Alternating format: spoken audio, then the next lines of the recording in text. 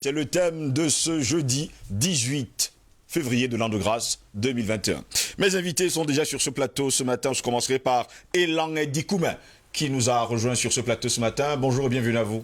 Merci Steve, c'est un très grand honneur de me retrouver sur ce plateau.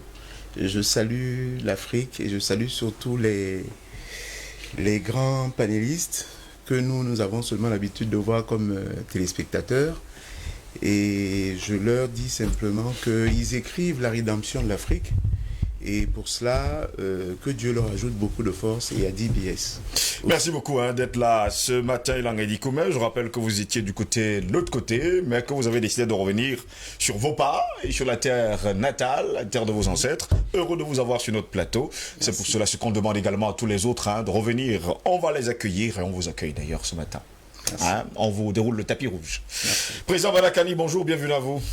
Bonjour mon cher Geoffrey Ngo. Bonjour à monsieur Elan Dikoumé. Oui. Nous aussi on est fiers parce que vous nous écoutez de l'autre côté. Oui. Bon, maintenant vous avez nous. Voilà. Donc, c'est-à-dire, nous on s'enrichit. On est très contents, on est très heureux. Bienvenue sur le plateau. Merci beaucoup. Et surtout bon retour au pays. Merci.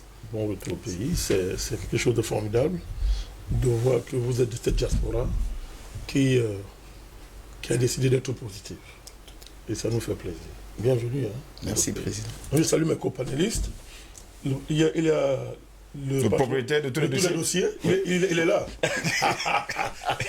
Et il y a l'autre illustre panéliste que je te laisse le soin de présenter. Je salue tous les techniciens d'IBS, toute la chaîne, n'est-ce pas, des tâches qui se tiennent pour que nous puissions faire ce travail dans les meilleures conditions que tout le monde apprécie d'ailleurs. Monsieur Ngoz, je vous ai promis hier de revenir ce matin sur un sujet et vous m'avez donné le privilège de le faire. C'est la censure sur les réseaux sociaux. C'est-à-dire, les GAFAM se sont octroyés un pouvoir extraordinaire sur l'humanité et les gens regardent. Et de manière particulière, en Afrique, et regardez le comportement des Africains, des démocrates africains. C'est-à-dire que les GAFAM se sont attaqués à la liberté d'expression, qui nous a été présentée depuis des années comme étant une des libertés les plus sacrées. L'Occident, les chefs d'État européens, les ONG européennes, bref, tout l'armada occidentale, à chaque fois qu'une mouche volait en Afrique et qu'on tapait sur cette mouche-là, n'est-ce pas, les présidents étaient massacrés. Tout le monde se levait, les ONG étaient pour dire que non, c'est la dictature, c'est inacceptable. Des libertés aussi élémentaires comme celle de la liberté d'expression ne peuvent pas être menacées par le comportement des dictateurs. Mais il y avait un tollé universel. Mais monsieur, qu'est-ce qui se passe? Des GAFAM se sont octroyés le droit de décider ce que vous et moi on doit dire. C'est-à-dire que ce truc-là qu'on appelle Zuckerberg et les autres, c'est-à-dire que c'est pas si vous imaginez ça. C'est-à-dire que quelqu'un comme Zuckerberg et tous ces gens-là, comme prétendent être les patrons des médias sociaux, je ne sais pas, de Twitter, Facebook, YouTube, ces gens-là, mais vous imaginez que leurs patrons ont le droit de décider à notre place ce qu'on doit dire, monsieur Ngoz? Alors, ça a des conséquences qu'il faut expliquer. D'abord, ça a des conséquences politiques. Comment des médias sociaux peuvent-ils se substituer à nos États qui ont garanti ma liberté d'expression, monsieur Ngoz? L'État du Cameroun, par exemple, m'a garanti la liberté d'expression. C'est dans le préambule de la Constitution, ça fait partie des libertés fondamentales.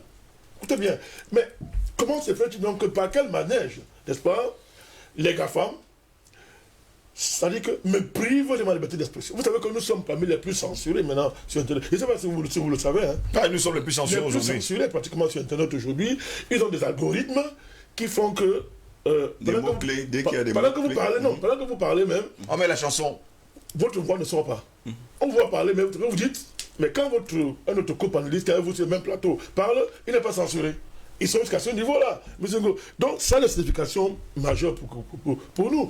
Est-ce que les GAFAM peuvent se substituer à l'État qui a garanti ma liberté d'expression? Maintenant qu'on a ma liberté d'expression, je m'adresse à qui? Que fait l'État du Cameroun, par exemple, pour garantir ma liberté d'expression? C'est un débat important, parce que là, ça devient un sujet de droit constitutionnel. Alors, et là, ça a des conséquences, M. Ngoz. Est-ce que les GAFAM sont devenus un super État au-dessus des États-nations que nous connaissons? Qu'on le dise ouvertement aux citoyens. Parce que personne ne lit ce voyou. Qui connaît Zuckerberg ici en Afrique? Est-ce qu'on lit ces gens-là? Ils ont quel mandat de qui? Mais au nom de quoi ces gens peuvent faire la censure? Sont-ils maintenant supérieurs aux États-nations? Il faut qu'on le dise, M. Goss. Alors, M. Goss, mais où est la société civile? Où est la société civile? Le clergé. Où est l'Amnesty International?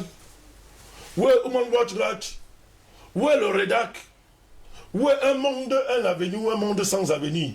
Ils sont où? Voilà des gens qui, dès que, en Afrique, leur patron occidental décide que ça c'est un dictateur qui a violé les droits, tous ces gens se lèvent. Mais où sont-ils? Il y a un problème. Où sont les opinions publiques africaines, M. Goss, si promptes à traquer les violations des droits de l'homme par les dictateurs africains? Mais où est cette opinion publique africaine? Elle est où? Devant la censure. Elle est où? Où est le clergé? Si prompte à défendre les droits de l'homme. Voilà qu'on est en train de censurer. Où sont-ils? Mais maintenant, M. Goss, est-ce que les gens mesurent les conséquences qui se préparent? Parce que quand demain, un État africain va censurer, va violer vos droits de l'homme, vous allez dire quoi? Dites-moi au nom de quoi désormais des ONG peuvent donner des leçons, peuvent interpeller les États africains quand ils se taisent devant les pouvoirs exorbitants, les pouvoirs totalitaires que se sont octroyés des gens qui n'ont aucun mandat, des voyous. Ce sont des voyous. Ils sont une bande de voyous. Au nom de quoi ces gens-là nous privent de liberté fondamentale et les démocrates africains qui sont si vigilants en matière de nos droits démocratiques se taisent, on ne dit rien. Quand au Cameroun, par exemple, l'État va censurer, au nom de quoi peut-on s'opposer à cet État-là? Au nom de quoi? Au nom de quoi vous allez vous opposer aux États qui vont décider de censurer? Parce qu'il y a là une dérive de restauration autoritaire et même de la terreur d'État que les gens qui se profilent là, il y a là un boulevard qu'on est en train d'ouvrir aux États. Quand demain les États africains vont s'y engouffrer, mais que le clergé, se taisent, parce que maintenant ils ne disent rien quand on censure. Mais qui est Zuckerberg? Qui sont les GAFAM pour s'attaquer à nos libertés d'expression? Pour nous dire ce qu'on va dire, M. Goss. Ils sont qui? Ils ont le mandat de qui? C'était mon coup de gueule ce matin. Merci beaucoup, Paysan Badakani, pour votre coup de gueule. Albert Anatola ici, propriétaire de tous les dossiers, 3A, la note de Moody's, apparemment, et des autres également. Bonjour et bienvenue à vous. Bonjour Steve Joselango, je salue notre nouveau copanéliste, monsieur Elangue du coup, mais je crois. Oui. Bienvenue au pays, bienvenue chez vous, bienvenue, n'est-ce pas, dans le cas de cette tribune. Et je salue l'Afrique, je salue le monde, je salue le Cameroun. Je salue, n'est-ce pas, toute la chaîne de production, n'est-ce pas, de cette grande tribune, particulièrement celle qui nous rend très beau avant de venir sur ce plateau.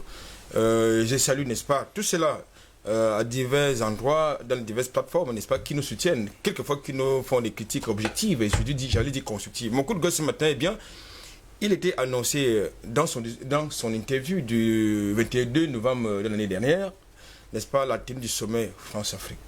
Je parle de M. Emmanuel Macron, qui indiquait justement que ce fameux sommet et cette usine, j'allais dire, cette usine a fabriqué l'hégémonisme néocolonial dans cette tenue, n'est-ce pas, ce mois de février. Alors, moi, je pense qu'il urge justement à nos chefs d'État, à nos dirigeants, du moins ces ouvriers, ces gens que j'appelle les ouvriers, n'est-ce pas, de ce fantasme, les ouvriers de ce fantasme hégémoniste, néocolonial, de sortir de cette affaire-là. Parce que lorsque vous faites le bilan de la France-Afrique, eh bien, moi, mon décompte à moi me renvoie 3 clichés. Le premier cliché, c'est la famine. Le second cliché, c'est l'exploitation de nos ressources naturelles, minières, tout ce que vous voulez. Troisième cliché, c'est les guerres, l'instabilité sur le continent africain. Donc, je ne vois rien lorsque nous faisons le décompte de cette affaire-là, la France-Afrique. Ça nous donne quoi? Ça donne quoi aux Africains? Donc, je crois qu'il faut sortir de cette affaire-là rapidement. Et je voudrais ici interpeller les chefs d'État africains qui ont l'intention d'aller dans cette affaire-là, qu'à un moment donné, s'ils persistent dans cette direction de la France-Afrique, cette usine a fabriqué, n'est-ce pas, n'est-ce pas, les nullards, la pauvreté, n'est-ce pas, les sans-emploi, la déstabilisation sur le continent, eh bien, s'ils continuent à persister dans cet appel-là, ils seront en déphasage et en rupture totale avec le peuple. Merci beaucoup Albert Anatola ici d'être là ce matin. Paul est là, bonjour, bienvenue à vous. Bonjour Steve, bonjour l'Afrique, bonjour le Cameroun, bonjour tous ceux qui nous regardent de par le monde, bonjour à notre ami qui nous regarde de Nouvelle-Calédonie. Il nous a fait signer en nous disant qu'il espérait que le séminaire du 27 serait retransmis. Justement, cas, Zoom, voilà. Ils sont très nombreux d'ailleurs en Mauritanie, au Mali, au Niger, il m'a expliqué à Madagascar également. Exactement, je le salue. Il m'a expliqué que quand il nous regarde, il est de 2h ou 3h du matin là-bas et donc il ne loupe jamais aucune émission. Donc bonjour, je crois qu'il s'appelle Eric, si mes souvenirs sont bons. Si j'ai oublié, je m'en excuse.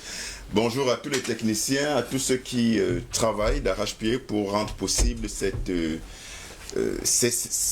concert matinal auquel nous participons volontiers et allègrement pour contribuer modestement avec les lumières de l'esprit qui me donnent toujours l'honneur de partager ce plateau pour éveiller les consciences et faire ainsi notre participation à l'édifice de la renaissance d'une Afrique digne et libre. Le président Badakani avait surnommé ça le petit déjeuner intellectuel. Hein. Voilà. Par rapport à cette sensibilité, vous avez vu en France, oui. M. Macron, lorsqu'il y a eu l'affaire Charlie Hebdo dernièrement encore, là, vous vous souvenez, oui. récemment là, M. Macron a fait une sortie pour dire que la France est attachée à la liberté de blasphémer. Oui, il a dit haut et fort. Il a dit, la France, la France est attachée à la liberté de blasphémer. De blasphémer. Oui. En disant que le droit de blasphémer est normal. Et même sacré. Sacré, oui. Voilà. Bon, où est M. Macron? Ne pas on dit que c'est un démocrate. Il paraît que M. Macron est illuminé par... Jupitérien. L'héritage des Lumières. Il est illuminé par l'héritage des Lumières qui fait l'ADN de la France, le pays des Lumières. Mais où est M. Macron? Est-ce que les journalistes de ce machin-là que vous appelez Charlie Hebdo ont le droit donc de blasphémer, quitte à choquer les consciences religieuses de leurs concitoyens? Ils peuvent blasphémer et nous, on n'a pas le droit de dire quelque chose qui soit contraire à la théorie publique du Covid, quelque chose qui soit contraire aux théories publiques, n'est-ce pas, comme vous nous imposez, M. Gross. Mais regardez très bien, voilà les démocrates. Oui, M. Macron, pour interpeller les GAFAM, n'est-ce pas, que c'est quand même la liberté d'expression. Ils sont tous les démocrates. Non, mais vous avez tout compris. Ah, ce sont des mêmes gens, ce sont des Illuminati. Macron, c'est un jupitérien. Il les comprend parce qu'on a la liberté d'expression d'un terrien. Tous ces gens sont partis de ce gang international qui veut nous décimer. Mais c'est nous qui allons les décimer. Permettez-moi, monsieur, ces derniers temps, si ma voix n'est pas très bonne ce matin. Steve, vous me pardonnerez. Je m'excuse pendant que tu réactives ta voix. Je me suis trompé, c'est pas Eric, c'est Kwame. Voilà. Kwame depuis la Nouvelle-Calédonie, c'est très important. Donc, je le salue, le plateau le salue et merci d'être fidèle. Depuis la Nouvelle-Calédonie, ils sont d'ailleurs très nombreux dans tous les États-Unis d'Amérique. Il y a quelqu'un qui nous regarde d'ailleurs depuis le Canada. Ils sont très nombreux de ce côté-là. C'est d'ailleurs lui qui m'a envoyé le message ce matin pour me faire comprendre que, eh bien, ces derniers temps-ci, et d'ailleurs l'émission du 16 février dernier, eh bien, pendant que nous sommes en train de discuter d'un sujet, eh bien, on met la chanson. On met la chanson et justement la musique pour que ce que vous dites ne soit pas compris et connu. Il a été obligé de descendre justement dans le Facebook de DBS TV officiel pour suivre l'émission. À lui et à tous ceux-là qui nous suivent depuis le Canada, eh bien, nous sommes de tout cœur avec vous ce matin. Mais sur le thème qui nous intéresse ce matin, fascisme de l'Occident, diviser, affaiblir, détruire l'Afrique pour mieux régner et dominer, c'est le thème du jour. Mesdames, messieurs, bienvenue à toutes et à tous. Voici le débat. Un clin d'œil à Solange Morel et aux Galeries Morel à Eto'o-Amekia Yaoundé, une personne très chère, il faut le dire comme ça, au président Badakani. J'allais dire André, parce que beaucoup de personnes savent pas qui s'appelle André et qui se prénomme justement comme ça. Mesdames, messieurs, le sujet du jour, fascisme de l'Occident, diviser, affaiblir, détruire l'Afrique pour mieux régner et dominer. En politique et en sociologie, diviser pour mieux régner, du latin divide et impera, est une stratégie visant à semer la discorde et à opposer les éléments d'un tout pour les affaiblir et à user de son pouvoir pour les influencer. Cela permet de réduire des concentrations de pouvoir en éléments qui ont moins de puissance que celui qui met en œuvre la stratégie et permet de régner sur une population, alors que cette dernière, si elle était unie, aurait les moyens de faire tomber le pouvoir en question. La maxime « divide et impera » est attribuée à Philippe II de Macédoine. En Indochine, l'administration coloniale française a opposé la population cambodgienne à la population annamite et elle a tourné les annamites contre les Chinois. En Inde britannique, à la suite de la révolte des Sipais, où musulmans et hindous se sont alliés contre les Britanniques, le pouvoir colonial britannique a attisé la haine de chaque communauté religieuse pour l'autre et instrumentalisé tout conflit religieux. Lors de leur règne, les Britanniques prirent le parti de la Ligue musulmane contre le parti du Congrès. Cela eut comme conséquence la partition de la colonie en Inde et surtout en Pakistan. La citation « diviser pour mieux régner » n'a jamais eu autant de sens que durant ces 100 dernières années et même des années avant en Afrique et surtout dans le monde. L'Afrique, le Moyen-Orient et surtout le Proche-Orient sont le théâtre d'une vaste campagne de déstabilisation dont le but principal n'est rien d'autre que l'exploitation du potentiel économique de ces zones. Il y a clairement un rapport de force qui est établi entre pays forts et riches et pays faibles, dits pauvres. Parce que je ne dirais pas que ces pays sont pauvres. Je dis bien c'est ce qu'ils disent. Tout Africain doit se demander pourquoi l'Afrique, le Moyen et Proche-Orient sont les seules zones du globe terrestre qui enregistrent le plus grand nombre de massacres, d'exactions meurtrières, de guerres religieuses, ethniques et communautaires depuis des douzaines, des centaines, des siècles. La réponse est toute trouvée, c'est tout simplement parce que les fomenteurs viennent de nos anciens colons au protectorat qui gagneraient à nous déstabiliser pour garantir leur hégémonie sur nous. Il est important de savoir qu'ils ont les moyens de leur politique car ils dirigent le monde sur les plans économiques, politiques, diplomatiques et même culturels. Il est un fait que nul ne pourrait nier lorsqu'on observe l'histoire du monde après la Seconde Guerre mondiale. Les guerres ne se font plus entre deux pays rivaux ou ennemis, mais plutôt entre citoyens, communautés ou confessions religieuses d'un même pays. J'espère que vous avez fait la remarque. Le premier avantage de cette nouvelle formule permet aux pays vendeurs d'armes de se faire de l'argent avec chacune des factions rivales. Le second avantage, c'est la possibilité d'exploiter les ressources minières, pétrolières ou forestières du pays pendant que les factions rivales se font la guerre. Le plus souvent, les leaders de chacune de ces factions rivales travaillent avec les fournisseurs d'armes, c'est-à-dire les instigateurs de la guerre. La stratégie du pompier pyromane est exactement celle qui est et qui a été appliquée en Syrie, au Mali, en Centrafrique, au Burkina Faso, en Côte d'Ivoire, au Cameroun, au Rwanda, en Tchécoslovaquie, au Yémen, en Irak, au Soudan et en Libye, etc. Pour illustrer tout cela, prenons le cas de la Libye. Ce pays est l'un des exemples parfaits. Les Occidentaux ont élaboré une campagne mondiale de diabolisation de Kadhafi pour justifier la guerre qu'ils préparaient. Ils ont fait de même avec Saddam Hussein pour justifier l'envahissement de l'Irak. Aujourd'hui, la chute de Kadhafi a donné naissance au pire mot, mais aussi la création de plusieurs groupes terroristes qui ont envahi entièrement et totalement le pays et la bande sahélo-sahélienne. Au nom de la démocratie, les Occidentaux avaient décidé d'éliminer Kadhafi. Aujourd'hui, la démocratie est-elle installée en Libye? Je vous pose à vous la question. Le peuple libyen est-il plus libre? Les conditions de vie sont-elles meilleures qu'avant? La réponse, vous la connaissez. À l'heure actuelle, ce pays, il faut le dire, est divisé en deux parties. L'une des parties est aujourd'hui dirigée par le GNA de Fayez al-Sarraj, qui est marginalisé car il a été propulsé à son poste par l'Occident, et l'autre partie dirigée par l'ANL du maréchal Haftar, qui est considéré comme un homme de terrain et prétend être plus légitime auprès du peuple que son frère ennemi. En voyant ce chaos libyen, on comprend aisément que la communauté occidentale, pour ne pas dire communauté internationale entre guillemets, souhaite avoir un seul interlocuteur pour négocier sur le pétrole, l'immigration clandestine et la lutte contre le terrorisme, d'où l'intérêt de l'offensive sur Tripoli du général Haftar. Prenons le cas de la République centrafricaine. Voilà un pays dont les communautés ont toujours vécu en harmonie, dans la tolérance et la paix. Aujourd'hui, les musulmans et les chrétiens sont devenus ennemis. C'est ce qu'ils nous disent. La guerre en Centrafrique débute donc le 24 février 2013, lors du coup d'État perpétré contre le président Bozizé, qui lui, aujourd'hui, est devenu un maquisard. Oui, il faut le dire.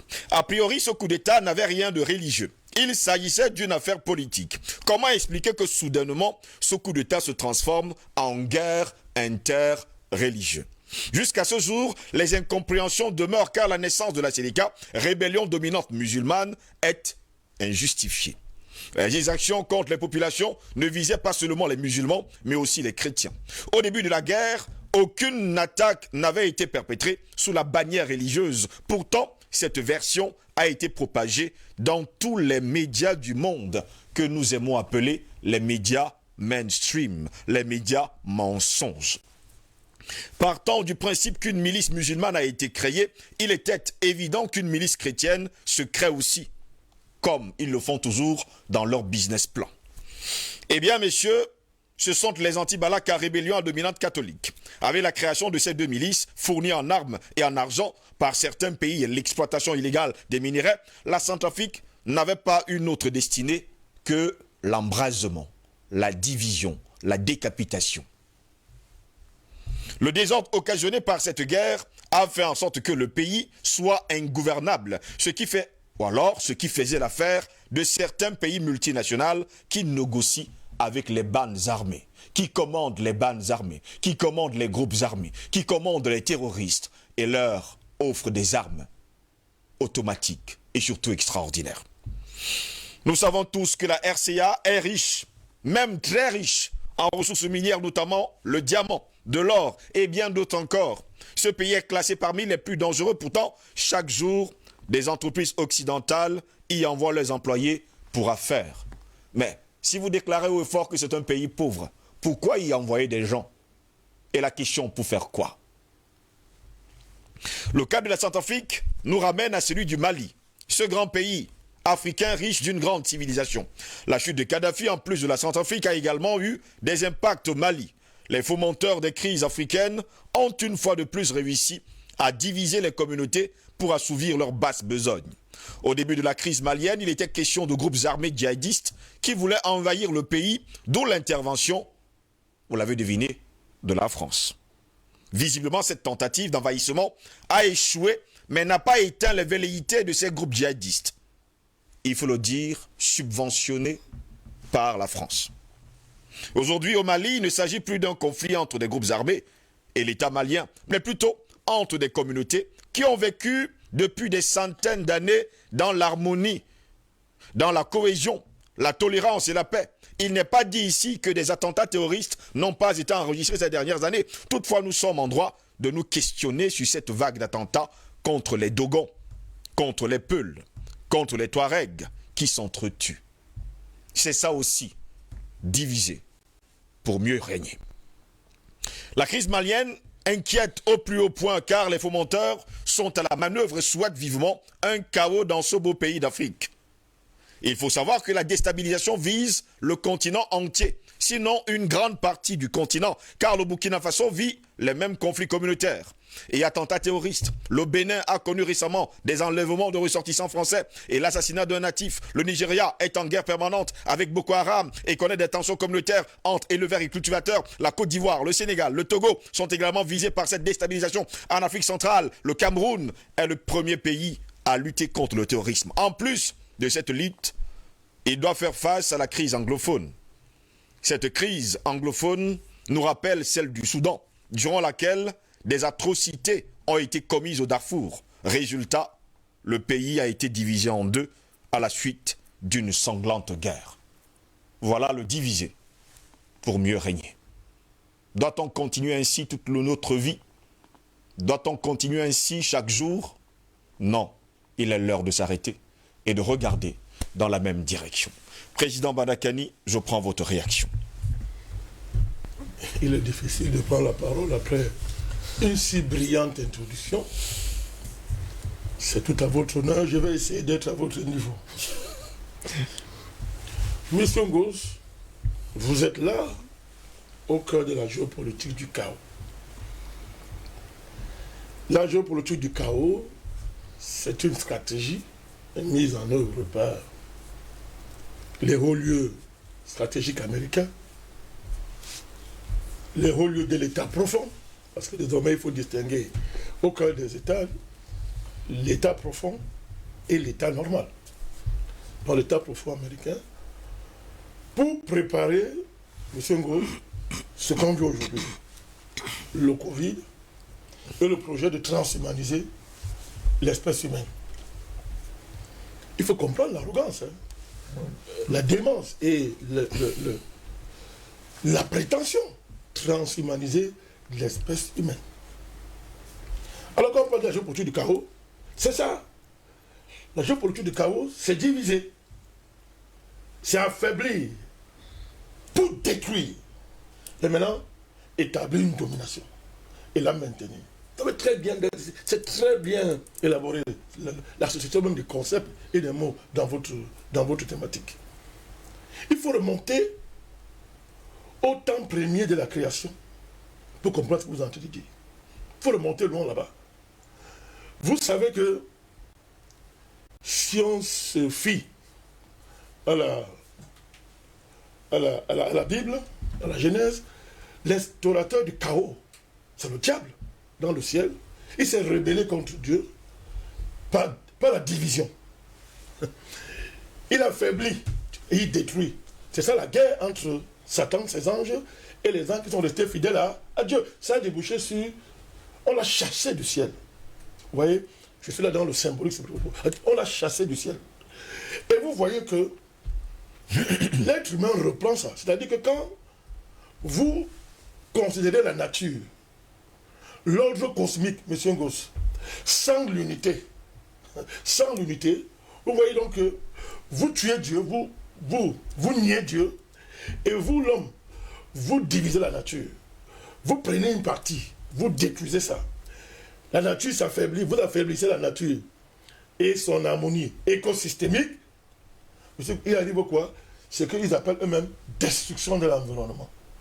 Et il y a péril sur l'homme. C'est pas tout à fait ce que ça veut dire. C'est-à-dire que même du point de vue de la nature, l'acte de diviser, c'est-à-dire que de nier l'unité cosmique, l'ordre cosmique, visible et invisible, de nier ça, participe d'un affaiblissement de la nature. En faisant éclater, c'est le chaos, vous éclatez l'harmonie et vous déclenchez les éléments naturels qui vont vous détruire, M. Ngos. Alors, c'est la continuation de ce chaos cosmogonique, cosmique, qui est reprise sur le plan géopolitique par les stratèges de la géopolitique du chaos. Donc, vous ne pouvez pas séparer ça de ce que l'on disait hier, de la filiation qui lie ces gens au diable. Et c'est le diable qui divise. C'est le diable qui affaiblit pour détruire et boire le sang. Il est important que nous posons les fondamentaux de notre analyse sur cette base-là pour bien comprendre ce qui est en train de se passer. Donc, quand vous parlez d'affaiblir, de diviser, affaiblir et détruire, ça nous renvoie dans l'histoire, dans notre rapport avec l'Occident. La domination de l'Occident sur le monde pendant les 7 ans-ci, oui. C'est fini, c'est fini. C'est fini. Même si les gens ne veulent pas sauter, c'est fini. Cette domination, M. Ngos, a coïncidé avec les génocides. Ça s'appelle un génocide, c'est-à-dire on extermine. Avec les ethnocides, c'est-à-dire vous liquidez la culture des gens. Avec des crimes pas possibles. Le vol. Et l'extermination, maintenant, des populations entières qui habitaient sur les territoires, qui intéressaient le goût de la rapine de ces gens. Or, M. Ngos, la division, l'affaiblissement et la destruction, on divise ce qui est uni. Oui. C'est-à-dire que la division suppose que vous avez trouvé quelque chose d'uni. D'uni. L'affaiblissement suppose que vous avez trouvé un truc fort. Et la destruction suppose quelque chose qui a été construit. Oh, monsieur Ngos, on n'unit pas, c'est-à-dire on n'additionne pas des éléments isolés. C'est ça l'unité. C'est-à-dire, vous n'additionnez pas, vous n'unissez pas, monsieur Ngos, vous ne rendez pas fort un existant, monsieur Ngos, vous ne construisez pas, monsieur Ngos, si vous n'avez pas un narratif qui vous valorise en tant que société humaine. C'est que j'ai Justement. Vous devez avoir un discours sur vous-même qui démontre que vous êtes conscient d'être des êtres humains et que votre humanité est inaliénable par qui que ce soit. C'est ce qu'on appelle la civilisation. C'est ce qu'on appelle l'ensemble des valeurs, M. Ngos, qui justifie l'existence de la communauté et qui peut susciter des mobilisations des pans entiers d'une population pour faire la guerre contre l'ennemi. On appelle ça la conscience de soi. La conscience de soi, M. Ngos. Bon, l'Occident, qu'est-ce qu'il a fait dès le départ? Quand il arrive pour diviser, il détruit d'abord l'unité. C'est-à-dire qu'il faut qu'il ait un discours. Oui. Il faut qu'il y ait une démarche pour nous montrer que vous n'êtes pas unis. C'est ça la division. Donc on va vous dresser les uns contre les autres. Là où vous étiez unis, on va créer les conditions pour que cette unité explose. Ça explose. Et il y a l'affaiblissement. Parce que dès qu'on commence à te dresser contre ton frère avec qui tu n'avais pas un problème, parce qu'il faut le dire, il ne s'agit pas de construire des légendes africaines sur une harmonie extraordinaire en Afrique. Non. Le problème, c'est que même si l'Afrique avait ses problèmes, comme tout être, comme toute société humaine, Oui. nous les gérions nous-mêmes. C'est la base, justement, de l'idée qu'on se faisait de nous-mêmes, qui nous permettait de gérer tout ça. C'est en cela que nous disons que nous étions unis. Quand il arrive, il y avait un discours, d'abord, qui détruit cette idée que vous avez de vous-même. Donc on nie votre humanité. On nie par un discours qui vous dévalorise. On vous dévalorise. Et cette dévalorisation cimente la division, vous affaiblit, là où il y avait la force, on vous affaiblit. Vous commencez à faire la guerre entre vous, on organise ça, et on vous détruit, on prend vos richesses. On s'installe, et on ne parle plus. On entretient sur des générations et des générations l'idée de cette division. On crée des classes nouvelles. On crée des ethnies nouvelles. Vous savez, regardez, les Camerounais, vous avez pris un bon exemple, les Camerounais étaient, parlons comme ça, relativement plus ou moins unis. La multiplicité ethnique n'a pas justifié des guerres entre Camerounais. Mais qu'est-ce qu'on a fait? On a créé deux ethnies nouvelles. Deux. Les francophones Et les anglophones. Ils existaient avant, hein. Elles existaient avant. Mais elles étaient latentes, c'est-à-dire que personne, c'est-à-dire que... Mais on a activé. Et on a créé deux ennemis. D'un côté les francophones et les anglophones. Et qui doivent se faire la guerre. C'est arrivé, c'est ça. Il y a une partie qui a dit, je prends les armes. Et la prise des armes a coïncidé avec un discours visant à diaboliser à autant les francophones, qui étaient tous assimilables à quelques élites francophones qui dirigent le pays. Donc tous les défauts de la terre étaient jetés sur les francophones et toutes les qualités de la terre étaient l'apanage des anglophones. Mais le schéma, il est clair devant vous. Et la conséquence, c'est quoi? Le pays explose. C'est pas la magie. Le pays explose. C'est clair, le pays explose. Il faut des trésors d'imagination, des trésors de courage pour affronter ça. M. Ngos, on appelle ça la fabrication des ethnies nouvelles. Quand vous venez additionner des ethnies nouvelles sur des anciennes ethnies, vous créez la guerre. Parce que, il faudra trouver un territoire à ces nouvelles ethnies. Il y avait un territoire pour une ethnie. Vous avez créé une nouvelle, il faut créer un territoire. Et comme ça va se faire est nihilo, vous divisez. Déjà, un territoire qui était pour une ethnie, il faut maintenant qu'il soit occupé par deux ethnies. C'est le chaos, M. Ngos. Ces deux ethnies vont se livrer une guerre darwinienne, sous votre arbitrage. C'est de cela qu'il s'agit. Et c'est ça que les Occidentaux ont établi partout, mais de manière particulière en Afrique. La création des nouvelles ethnies, la création des classes sociales nouvelles. Vous avez une société qui a une certaine homogénéité. Homogénéité parce qu'elle articule son économie, sa culture et son organisation politique dans une cohérence qui, quoique imparfaite, il n'y a pas de perfection sur la terre, mais permet quand même, à ce peuple-là de vivre, de survivre dans la dignité. Vous arrivez Parce que vous voulez l'or, vous voulez la richesse, vous créez une classe, c'est-à-dire que vous regardez la société, vous regardez les contradictions, vous allez, vous suscitez une classe nouvelle qui n'existait pas. Vous la suscitez, et parce que vous l'avez suscitée, pour exister, elle désorganise la société de par son émergence. Vous armez par derrière cette classe sociale, vous lui donnez les moyens, vous lui donnez une nouvelle culture, un nouveau récit social, une nouvelle idée d'elle-même qui n'est plus ce qu'elle était avant. Et un certain nombre d'avantages qui désormais font que, parce qu'elle est justement nouvelle, elle ne peut plus se refondre dans l'ancienne société, elle est obligée de survivre. Sa fonction sociale, sa fonction organique devient, pour exister, perpétrer le crime, c'est-à-dire la division, l'affaiblissement, pour exister. Et il restera seulement à ce maître-là de continuer à fournir les moyens à cette classe-là, de continuer à lui donner les moyens de se reproduire. Vous avez l'explication du drame de l'Afrique. C'est pour ça que l'Afrique est divisée jusqu'à aujourd'hui. Et tous les jours, on s'est dit, on parle des endocolons, on parle de l'esclave de la maison, machin et consort, au point où on se crève le cheveu. Comment on va régler ça? Non, on ne règle pas ça comme ça. C'est ça la démarche. Pourquoi? Pour dominer. Vous croyez que la France fait comment pour tenir, par exemple, 15 pays africains? Un petit pays comme la France, dirigé par des anormaux, des jupitériens. Comment la France fait pour tenir 15 pays africains? C'est quoi? Mais c'est ce que je suis en train de vous dire. La création continue des classes nouvelles, l'invention continue d'ethnies nouvelles, qu'on nourrit par toutes sortes de procédés. On nourrit par les diplômes qu'on partage aux gens, on nourrit par les sectes ésotériques qui ne servent à rien. Dites-moi à quoi c'est la franc-maçonnerie en Afrique. Voilà un moyen de division. Ça sert à quoi? Qu'est-ce qu'on apprend à un franc-maçon de sérieux, de consistant pour l'Afrique? Non, pas. C'est là que je prends. Dites-moi quel est le projet que les francs-maçons ont pour l'Afrique. On dit non, ils ont construit les États-Unis, machin et consorts. Ils n'ont rien construit. C'est les esclaves qui ont construit les États-Unis.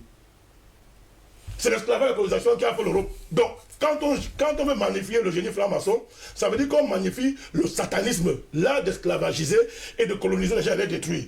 Dites-moi donc ce que les francs-maçons, par exemple, peuvent nourrir comme projet sérieux pour un pays comme le Cameroun. Mais qui domine nos sociétés? Ça vient d'où? Qui nourrit ça? Qui nourrit ça? Qui donne les armes à ces gens tous les jours? Leurs armes culturelles, leurs outils intellectuels, leur symbolisme qu'ils font dans leur... Ça vient d'où? Qui nourrit ça? C'est pour ça ils peuvent être Camerounais. Ils ont plusieurs nationalités en même temps. Ils ont un pied au Cameroun, l'autre pied est en France, l'autre pied aux États-Unis. Et quand c'est dur, ils basculent. Parce qu'ils sont des créatures de ces gens-là. Voilà comment la France est, par exemple, pour tenir le continent africain. Pareil pour les États-Unis. Pareil. Donc la division, l'affaiblissement, s'est constitué comme ça dans l'histoire. Et a permis, n'est-ce pas, à l'ennemi d'arriver au stade suprême de sa domination, où nous voyons aujourd'hui une classe sociale universelle concentrant dans ses mains, mon cher Paul est là, des moyens extraordinaires de domination que l'humanité n'a jamais connus. On a parlé, il y a des 13 familles. Mais quoi les 13 familles là font pour tenir le monde? C'est pas par la division, par l'affaiblissement et enfin la destruction. C'est clair, c'est net. Et ce sont les 3 fonctions qui lui sont attribuées dans la Bible. Détruire, voler et égorger. C'est celui qui le Coran peut retrouver, c'est fou. C'est ça. Même dans toutes les traditions les plus sacrées, le diable a les mêmes fonctions fondamentales. Égorger, détruire et voler. Il vole, il détruit, maintenant il égorge. Ça finit par l'égorgement. C'est-à-dire le sang doit couler. Monsieur Ngos, qu'est-ce qu'on vit aujourd'hui? Dites-moi comment 13 familles peuvent faire pour contrôler près de 7 milliards d'individus dans le monde et imposer une saloperie comme le Covid. Dites-moi, ça se fait comment? Comment ça se fait? Vous allez voir ce que je suis en train de vous dire. Ce contrôle, ces outils géopolitiques, géoéconomiques, géomilitaires qui sont mis en œuvre pour que d'abord on nous fait peur. Parce que là, avant de diviser, affaiblir, détruire, il y a d'abord, on instaure la peur. Quand le colon est arrivé, il a fait quoi avec quoi? Dès qu'il a tiré le premier fusil qui a éclaté, il a établi la terreur. C'est d'abord ça. La découverte de l'arme à feu. Quand il a découvert le fusil, dès qu'il a tiré, dès qu'il a fait, tôt, la peur s'est installée. Et le cycle devait comment? Commencer. Maintenant, on nous fait peur. On nous confine. On nous fait peur. On nous enferme dans nos maisons qui deviennent des asiles de fous pour nous. On nous fait peur. On nous terrorise. Alors que c'est la peur là qui, ils sont combien? Mais on les attrape tous et on coupe la tête. Mais ils sont combien? Mais pas la peur. On nous tient. Peur, tu as peur d'un virus imaginaire. Tu as l'air libre, sors, tu marches, on dit qu'il y a un virus, les gens ont peur de marcher. C'est la peur du virus d'abord qui fait peur aux gens. La peur du virus est à la base de cette initiative de domination qu'on veut là aujourd'hui. Mais tu as peur d'un virus, comment? Il est où ce virus-là? Et pourquoi ceux qui t'imposent cette peur-là n'ont pas peur de ce virus? Regardez en Birmanie aujourd'hui. Quand les gens marchent ailleurs, l'Union européenne et tous ces têtes jupitériennes de l'Europe sortent pour dire que non, vous êtes en train de faire la promotion du Covid par les gestes barrières. Mais quand les Birmans marchent contre le coup d'État, vous n'avez entendu dire qu'ils sont en train de propager le Covid? Mais quand les footballeurs dans le stade courent, s'embrassent, respirent à fond, s'embrassent et tout où est le virus? Même sur le stade, où sont les virus? Vous voyez la peur. Merci beaucoup, Président Vanakani, pour cette première prise de parole. Je me tourne vers Dikoumé et Langue Dikoumé et Lamed. On l'avait bien suivi, hein. Le peuple, alors les peuples, les Africains, tous sans exception, ils étaient unis. Mais dès lors où l'occidental arrive sur le sol africain, eh bien le continent est tout de suite divisé. Ils ont utilisé justement un système, créé une nouvelle ethnie, créé une nouvelle division, créé une nouvelle classe d'individus pour affaiblir, pour détruire et pour régner et dominer.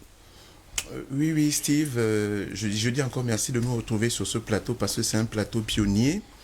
Moi, au nom de tous les téléspectateurs, parce que je suis qu'un citoyen lambda, je dis que la sagesse est une femme qui n'est amoureuse que des combattants. Et vous êtes des combattants. Le président vient de faire un cours de sensibilité anthropologique et même d'approfondissement du mécanisme psychologique dans lequel se trouve cette partie du monde vis-à-vis de l'Afrique. L'Afrique, moi je le dis toujours comme un citoyen, parce que nous sommes nombreux comme ça dans les maisons, dans les familles, nous bouillons de ne pas comprendre d'être malheureux alors que nous sommes assis sur l'espace le plus riche du monde. Et l'explication est donnée, comme le président vient de le faire, fondamentalement, parce que là, à partir de l'exposé du président, on rentre dans la tête de ces gens. C'est-à-dire qu'on a comme l'impression que l'environnement façonne un peu la façon de penser, la sensibilité de l'individu. Moi, je dis toujours, je parle d'un principe, c'est le principe de guerre totale. L'Afrique n'a absolument même pas encore conscience de la guerre qui lui est opposée. Et effectivement, par rapport au thème d'aujourd'hui, cette division, son stade suprême politique, c'est le fascisme. C'est-à-dire quoi? C'est-à-dire que le fascisme, c'est simplement le déni de l'autre, l'anéantissement de l'autre, la négation de l'autre. C'est-à-dire considérer que, bon voilà, pour mes propres intérêts personnels, ce stade suprême a été sublimé par un philosophe tout à fait contemporain que moi je lis, qui est Jean-Paul Sartre, qui a développé la philosophie de l'existentialisme. L'existentialisme, c'est quoi quand on résume tout ça, toute son œuvre? C'est de dire que à partir du moment où l'Occident se fait prédateur pour survivre, il devient humain. Voilà, donc il devient humain. C'est faux, ça. Donc c'est un humanisme. Donc en fait, les Occidentaux, dans leur tête, ils se sont déjà justifiés complètement leur domination sur les autres. Oui. Et sur lesquels? Sur les plus faibles. C'est-à-dire nous les Africains, nous qui ne comprenons pas, nous sommes le seul peuple qui n'arrive pas à comprendre, à connaître la porte de l'abattoir, c'est-à-dire reconnaître la porte de l'abattoir vers lequel on nous amène pour nous éliminer. Les autres peuples ont déjà compris le manège. Nous sommes un peuple inclusif, c'est-à-dire que nous avons simplement besoin de collaborer avec les autres, parce que nous intégrons l'individu, nous intégrons la communauté. Les deux sont de même, c'est-à-dire que quand il y a l'un d'entre nous qui est en danger, les autres viendront à son secours. Nous ne sommes ni libéraux, c'est-à-dire que où nous ne mettons que l'individu devant, comme eux les Occidentaux, parce que c'est l'individualisme, c'est l'égoïsme. Comme je suis moi seul, je ferai tout pour tous vous diviser, pour régner moi seul. Et nous respectons l'individu, mais nous respectons aussi le collectif, c'est-à-dire que collectivement, vous pouvez m'empêcher de vous diviser. Donc, le thème d'aujourd'hui est un thème absolument profond qui nous permet, quand on l'élargit, de le voir sous plusieurs aspects. Moi, j'ai fait 20 ans à l'étranger, en Occident, et je constate simplement que j'ai été victime pendant 20 ans de ségrégation. De ségrégation. Okay. Et principalement, moi j'ai fait 20 ans en France. Je ne pourrais peut-être plus repartir là-bas pour ce que je dis, mais je le dis sincèrement parce que les gens, la démonstration du président montre très bien comment on pénètre dans la tête de ces gens. C'est-à-dire quoi? C'est-à-dire qu'ils considèrent que entre eux et l'animal, il y a quelque chose d'intermédiaire. Quelque chose d'intermédiaire. Et cette chose intermédiaire, ça semble être le noir. Et je dis que ils n'accepteront jamais que nous puissions traiter, collaborer avec eux. Moi, c'est ce que je crois. Et c'est pour ça que je suis un panafricaniste, souverainiste convaincu, parce que je considère que l'idée panafricaniste est l'idée la plus aboutie qui nous sortira de cette situation. Parce que c'est une idée vraiment qui, je peux même dire que c'est le fascisme qui nous est opposé, qui nous a donné à la réalité et à réaliser l'importance du panafricanisme. Parce que en pratiquant tout ce qu'il pratique sur nous, c'est-à-dire que l'esclavage, c'est une forme de fascisme. Parce que quand tu nies à une autre personne l'humanité, oui, et que tu le transformes en objet, tu le nies dans ce qu'il est. Donc, c'est un peuple qui a toujours refusé la complémentarité de la différence. Parce que nous sommes plutôt très différents d'eux, parce que nous considérons la différence comme une complémentarité et pas comme une opposition. Mais eux, la différence semble être une opposition. Pour nous, la différence est une curiosité, est un enrichissement. Quand on regarde notre comportement, c'est un comportement de coopération. Mais en face, nous avons un comportement de fascisme absolu, où les gens sont fermés catégoriquement dans une posture où ils considèrent qu'il n'y a qu'une seule position possible, c'est celle de dominant et dominé.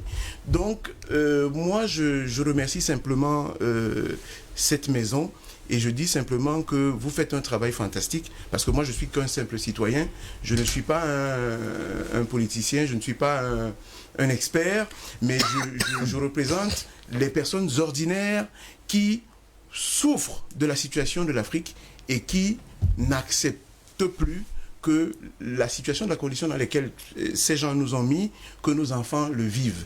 Et moi, je dis une chose, nous devons faire très attention. Le président a parlé de quelque chose de fondamental.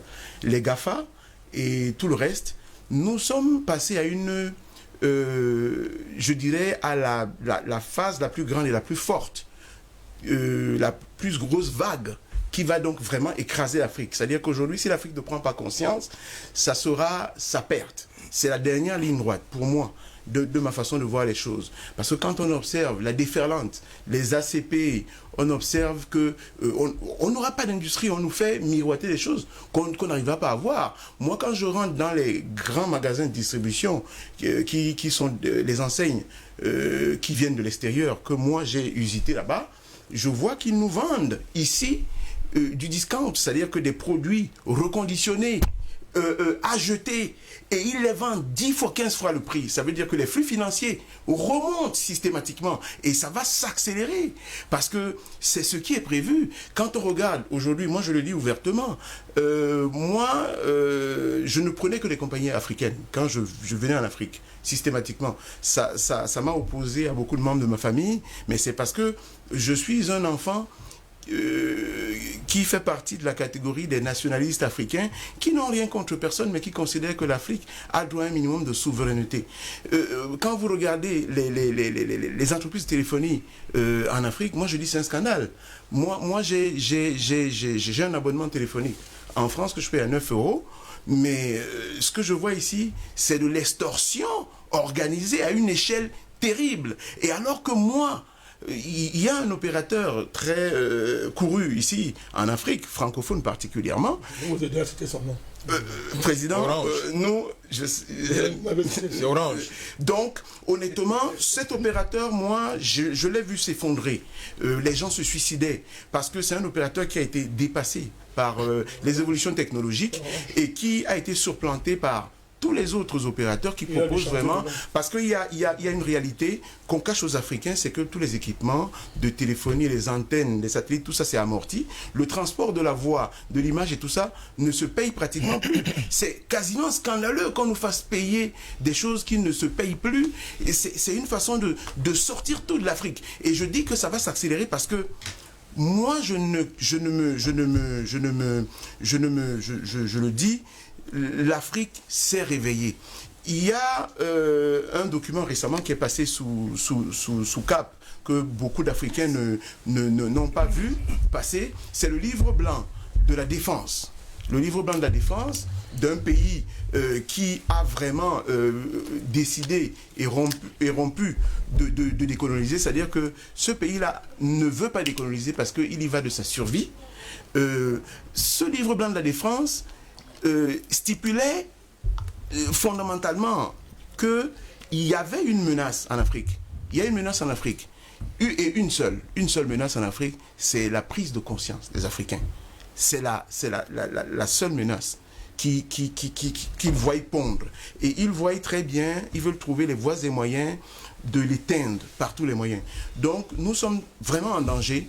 Moi je souhaite que toute l'Afrique et sa diaspora, qui est nombreuse, jusqu'aux confins de la terre, parce que ça se justifie, parce que malencontreusement, malgré eux, ils ont permis que nous puissions revenir dans nos terres, parce que nous étions partout dans le monde, et avec l'esclavage, avec la colonisation, avec tout le monde qui meurt en Libye, nous sommes repartis dans le monde.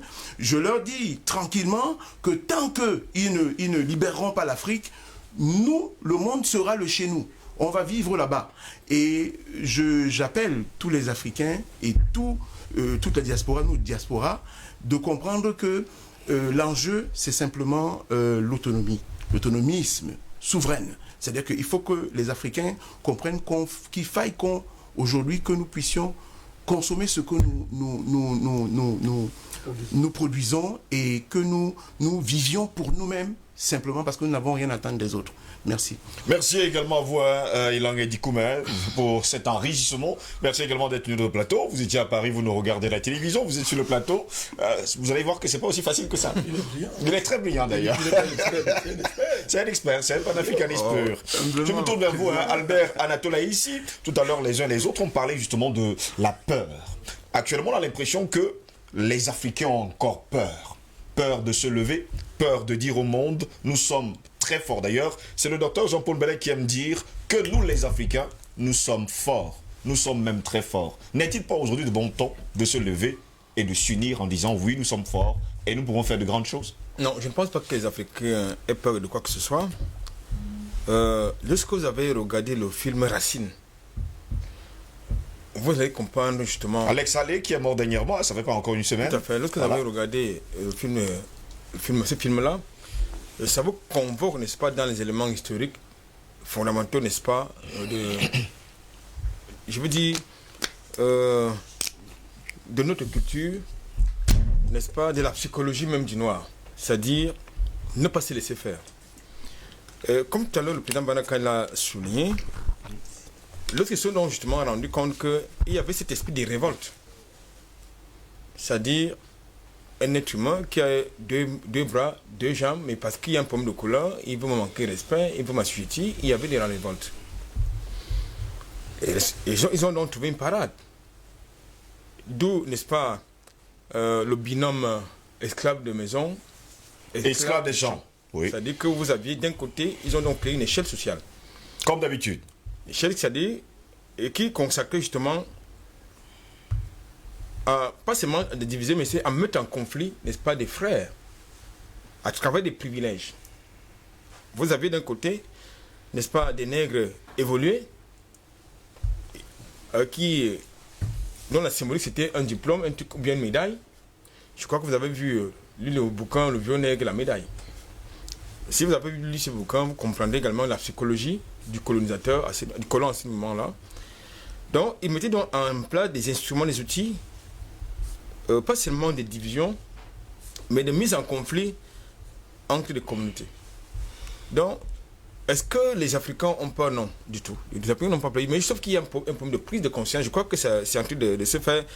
La preuve, lorsque nous convoquons la censure, dont la voix de télévision fait l'objet de plus en plus, ça veut dire que le message passe. Le message passe très bien. Moi, j'ai des réactions des intervenants qui réagissent dans, n'est-ce pas, les Antilles françaises, notamment la Nouvelle-Calédonie, Martinique, Guadeloupe, parce que justement, leur fibre africaine renaît de nouveau à travers justement les éléments politiques qu'ils vivent, les éléments sociaux qu'ils vivent de ce côté, les réalités en tout cas. C'est-à-dire que du fait de leur peau, ils sont pas considérés comme des êtres humains, comme les autres, au même titre que les autres. Je ne voudrais pas qu'on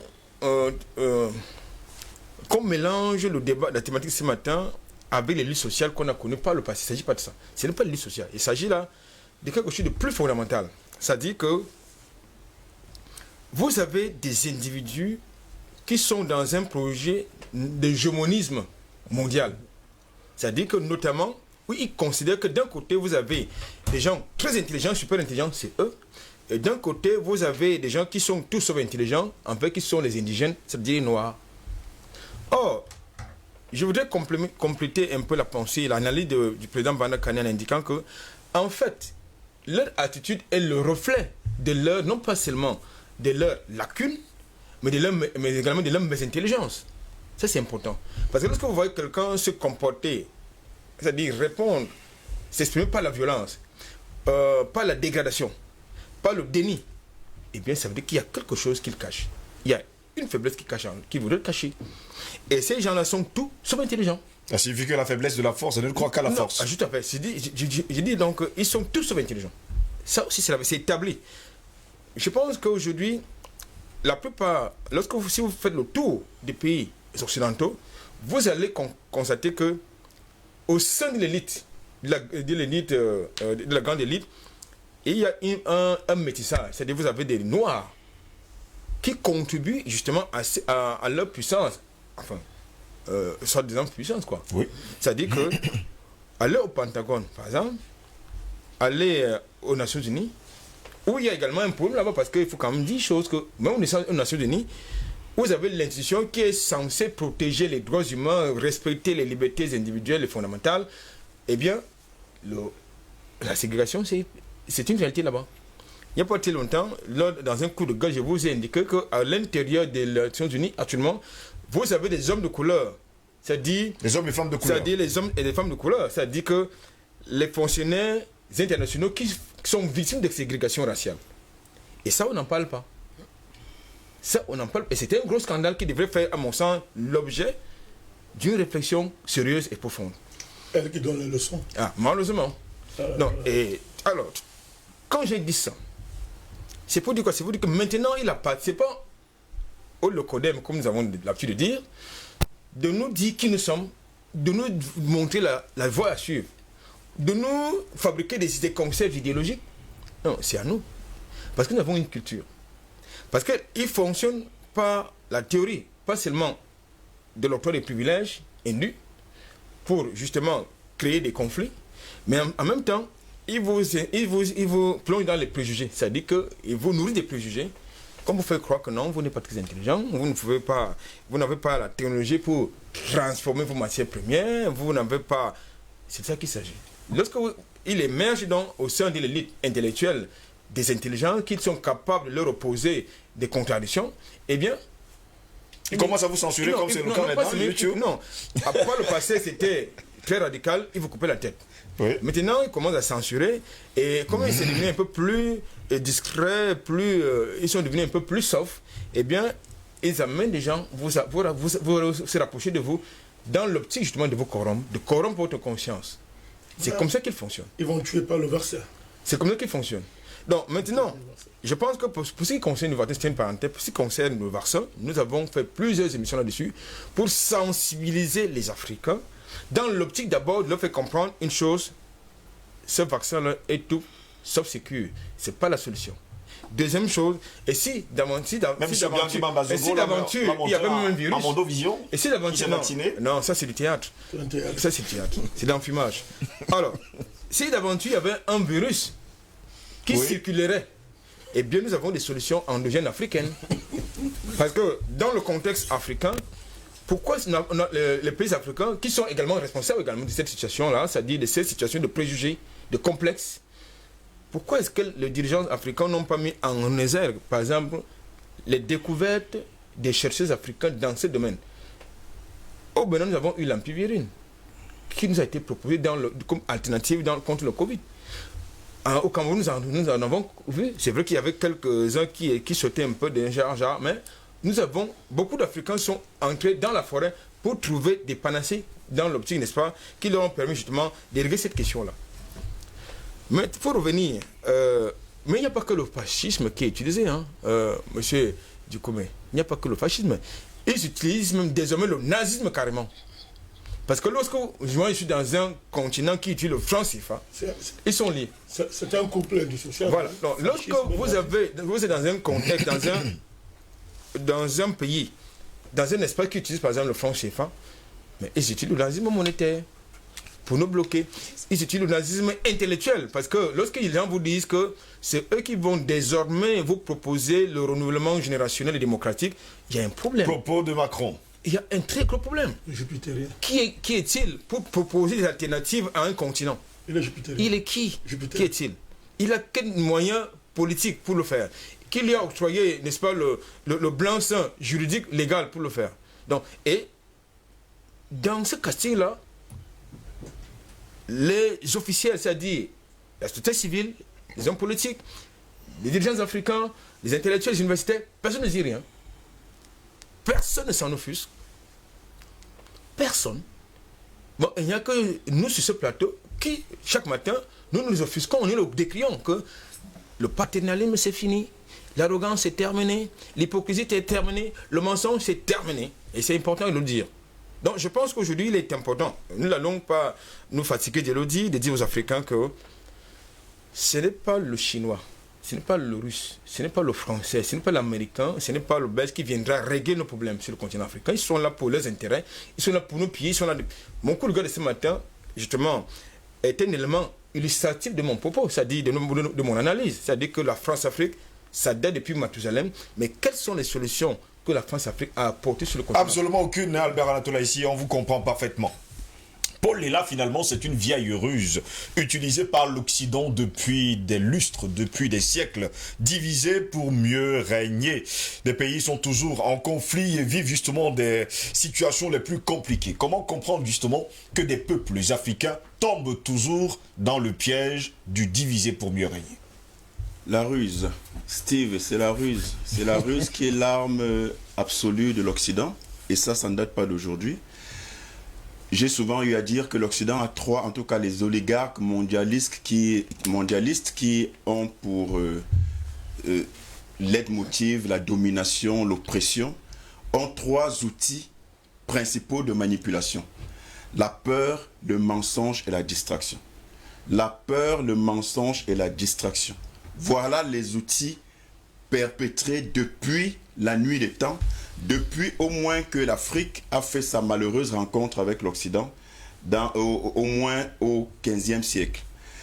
Et dites-vous bien que quand on parle de peur, en réalité, je voudrais d'abord dire qu'à la suite des autres, quand on parle de racisme, avant de développer sur les trois outils machiavéliques de l'Occident contre l'Afrique, quand on parle en fait de racisme ou de peur de l'autre ou de besoin d'oppresser l'autre, il faut avoir la bonne lecture.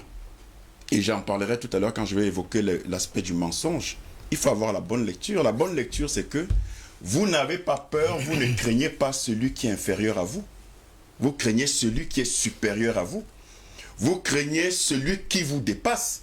Et vous allez développer une jalousie viscérale qui va se transformer en haine destructrice parce que vous savez que celui que vous détestez, justement, est votre supérieur à tout point de vue. Voilà l'origine du racisme. L'origine du racisme blanc, vis-à-vis du racisme des Noirs, c'est tout simplement le complexe d'infériorité. Il ne faut pas qu'on inverse les rôles. Le blanc, par sa maîtrise et par j'ai envie de dire, sa culture de mensonge, a laissé croire les choses à l'inverse. Il faut bien regarder que l'Occident est coutumier du fait, coutumier de ce que il inverse la réalité pour qu'on lise à l'envers et qu'en réalité, on se rende compte d'une chose plutôt que de son contraire. Donc, le complexe d'infériorité ici, ce n'est pas le noir qui a un complexe d'infériorité. C'est le blanc qui a un complexe d'infériorité parce que justement, précisément, il est plus au courant et c'est ça le cœur en fait de la problématique. Le blanc nous connaît mieux que nous-mêmes pour nous avoir rencontrés, pour nous avoir pillés à l'origine. Piller pas seulement les richesses, depuis l'Égypte antique noire, depuis l'Afrique, depuis les connaissances et toutes les sciences qui ont été puisées en Afrique. L'Afrique, c'est la mère de toutes les sciences. L'Afrique n'est pas seulement la fille aînée de l'humanité. L'Afrique, c'est l'origine de toutes les connaissances, de toutes les sciences, de tous les savoirs. Et donc, l'Occident est très bien placé pour savoir ce que vaut l'Africain et pour justement développer depuis des millénaires ce complexe permanent et perpétuel d'infériorité vis-à-vis de l'Africain. L'Africain est le seul à ne pas se rendre compte de sa valeur. Mais l'Occident connaît bien la valeur de l'Africain et c'est pourquoi l'Occident, depuis sa rencontre avec l'Africain, a développé et continue de développer ce complexe d'infériorité qui fait qu'il développe une méchanceté gratuite, permanente, perpétuelle, parce qu'il n'a pas d'autre ressort que ceux de la violence, de la destruction, de la manipulation et la division. Quand j'ai dit ça, je vous rappelle que j'ai commencé en disant la peur, le mensonge et la distraction. Voilà les trois armes fatales que l'Occident utilise de façon perpétuelle sur l'Afrique depuis la malheureuse rencontre entre ces deux peuples depuis le 15e siècle au plus tôt. Alors, la peur. La peur, c'est quoi? Le président Banakan, il a dit, les armes, la guerre, les maladies. On vous parle d'Ebola, on vous parle du sida, on vous parle aujourd'hui du Covid. La peur est l'instrument de manipulation par excellence. Faites peur à quelqu'un et dites-lui, écoutez, et regardez, quand vous avez pris un prisonnier de façon justifiée, non, en tout cas, quand quelqu'un s'est constitué prisonnier, vous êtes capable de lui extorquer toutes sortes d'aveux, même des aveux qui sont imaginaires, parce que vous lui montrez que sa vie est en danger. Et la peur, c'est une arme extraordinaire. Une arme qui est pointée comme ça vers l'Afrique et vers les Africains depuis la rencontre malheureuse entre l'Occident et l'Afrique. La peur a permis à l'Occident de réaliser toutes ses sales besognes en Afrique, en les Africains, mais avec l'actualité. Regardez le Covid. Le Covid aujourd'hui est l'arme absolue pour mener les peuples là où on veut et comme on veut. Restez chez vous, tout le monde est chez lui. Mettez les masques, tout le monde met les masques. N'allez pas dans tel restaurant, ne mangez pas ceci, personne ne mange. Ne vous saluez plus avec la main, on se salue avec le coude. Moi, je ne le fais pas. Je vous crois que vous le savez. Vous me saluez votre coude dans la main, vous ne voulez pas me saluer, je ne vous salue pas. Parce que voilà comment on embrigade des peuples, voilà comment on embrigade des esprits, voilà comment on façonne, on refaçonne, on redessine le monde par des désidératas macabres, parce que justement, on met en avant la peur et les prétendues sources de ces peurs-là qu'on gobe naïvement et servilement. La violence de l'Occident, j'ai envie de dire, on va m'objecter, me taxer d'essentialiste, mais j'assumerai. Mais j'ai envie de dire que l'Occident a pour essence, pour nature, la violence. Mais regardez l'histoire. Regardez l'histoire. Mais j'ai beaucoup aimé ce que Dikong et Langa a dit tout à l'heure. Dikoumé, pardon, autant pour moi, a dit tout à l'heure, quand il a dit l'Africain, et c'est très lourd de sens, l'Africain ne sait toujours pas reconnaître la porte de l'abattoir. Mais ce n'est pas de la naïveté. C'est que l'Africain a, et il l'a dit également, l'Africain a une nature, une culture de convivialité, de fraternité. Et donc, on pourrait même appeler ça de la naïveté, mais sans que ce ne soit foncièrement dans une dimension négative et péjorative. En réalité, l'Africain embrasse tout le monde. L'Africain croit aux valeurs humaines parce que l'Africain est le premier humain de l'univers, de la planète. Donc l'Africain n'a pas de suspicion, l'Africain n'est pas suspicieux. Or le blanc, l'occidental, le locoderme est essentiellement suspicieux. Pourquoi? Parce qu'il est conscient, de notre valeur qui dépasse les leurs, s'ils en ont, si tant est qu'ils en ont des valeurs. Il est conscient qu'il nous a spoliés, pillés, tués, détruits, divisés depuis la nuit des temps et qu'il continue. Et donc il a quelque chose à se reprocher. C'est ce qui crée son instabilité psychologique et qui fait qu'il est dans une situation permanente de peur, de panique vis-à-vis de l'Africain qu'il ne veut pas arrêter de détruire. Et quand vous convoquez donc l'histoire, vous vous rendez compte que depuis toujours, avant même la rencontre entre l'Afrique et l'Occident, vous vous rendez compte que l'Occident a une culture de violence. C'est traditionnel. Regardez les cultures celtes, regardez la culture des Vikings, regardez la culture des Gaulois, regardez la culture des Romains, des Grecs. La culture des Romains, des Grecs, les Romains avec notamment les gladiateurs, où c'était un spectacle. De tuer des gens, de décapiter. Oui. Vous avez vu ça où en Afrique? Et aujourd'hui, c'est ceux-là qui veulent nous donner des leçons d'humanité. Mais arrêtez. En réalité, il faudra que les Africains, et j'insiste, parce que mon cœur saigne par rapport à l'Afrique qui malheureusement continue de rester une caisse de résonance. Et donc, j'embraye en disant le mensonge. Le mensonge, c'est ce que j'ai dit tout à l'heure, à savoir que l'Occident fait concevoir l'Africain pour lui-même par le truchement et par le prisme déformant de sa réalité à lui. C'est-à-dire que l'Africain aujourd'hui se lit, s'analyse, se comprend par le miroir que l'Occident lui a donné. C'est-à-dire qu'on passe par l'Occident, ou par l'occidental, ou par le blanc, ou par la culture importée, pour nous analyser et pour nous dire ce qui est bon pour nous. D'où vient-il que l'Africain doit se laisser dicter ce qui est bon pour lui, ce qui n'est pas bon pour lui? Que ce soit économiquement, culturellement, politiquement, il y a un problème.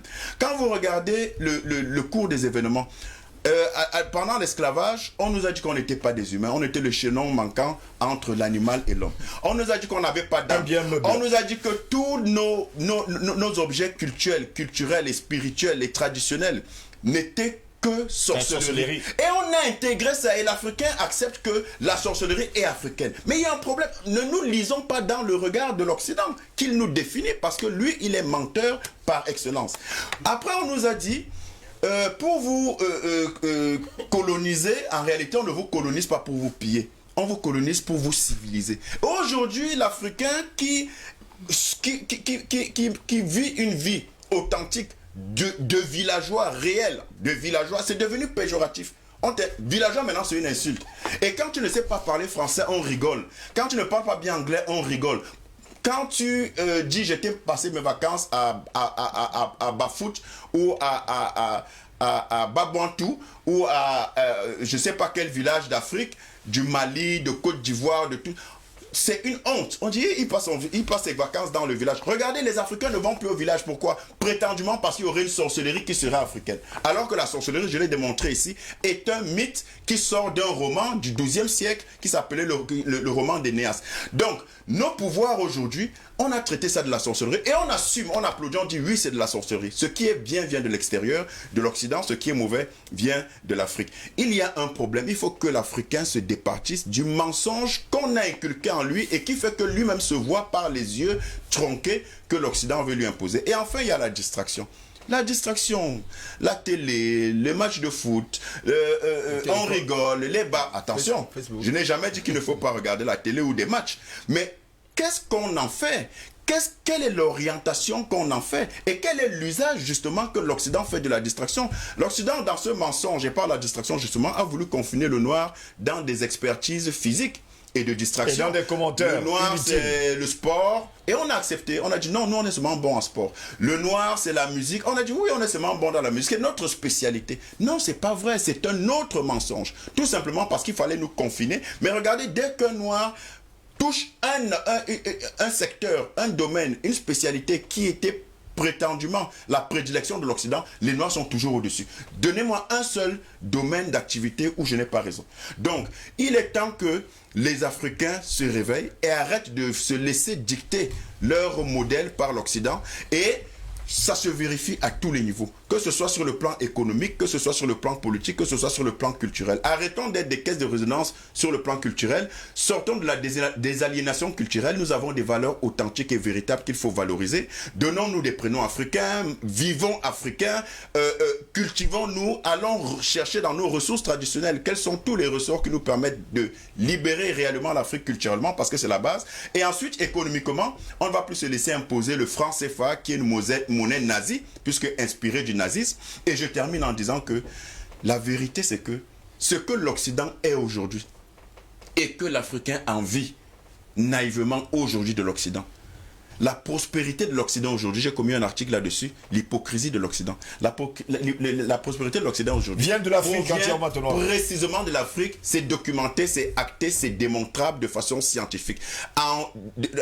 Depuis 1500, depuis le 14e, 15e siècle, jusqu'à l'industrialisation, l'Afrique a constitué un réservoir inépuisable, inestimable de ressources financières, donc de capital, qui a permis l'industrialisation de l'Europe notamment, et de l'Occident en général, qui aujourd'hui se pavane en voulant nous donner des leçons et en nous traitant de pays pauvres, alors qu'en réalité, c'est l'Afrique qui est son réservoir.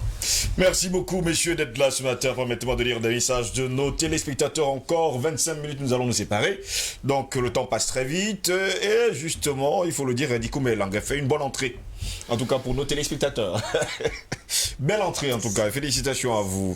Bonjour, Dibia, s'il vous plaît, essayez de lire ces vidéos. Très, très bon sujet ce matin. Merci également à vous. Merci pour les vidéos que vous nous envoyez.